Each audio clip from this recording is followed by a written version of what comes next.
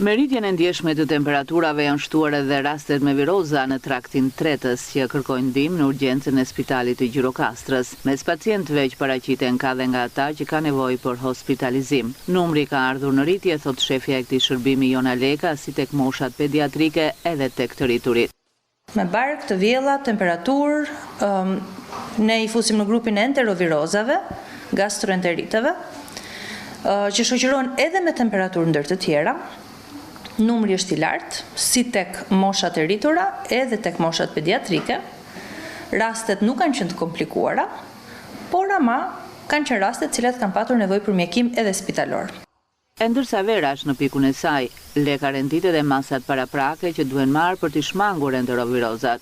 Që është kujdesi me ushqimet e parapërgatitura, ushqimet e gatuara jashtë shtëpisë, hidratimi mirë, limitimi i kontaktit me subjektet cilët kanë problematika të tilla të shfaqura, të barkut, të vjellave, temperaturës, dhe natyrisht në shfaqjen e parë të simptomave, paraqitja tek mjeku i familjes fillimisht, në mënyrë që të fillohet terapia hidratuese dhe pastaj terapi ndihmëse varësisht shqetësimeve që ka pacienti. Kujdes shumë i rëndësishëm duhet treguar tek moshat e ulta, moshat e vogla, që të mos ekspozohen ndaj temperaturave të larta, sidomos në situatën e enterovirozave shoqëruar me temperaturë.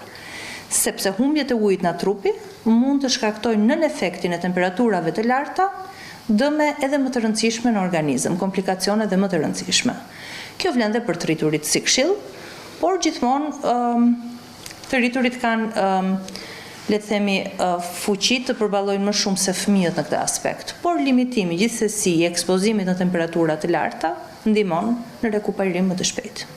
5 deri në 10 raste në 24 orë paraqiten në urgjencën e Spitalit Rajonal Omer Nishani të prekur nga enterovirozat dhe gastroenteritet.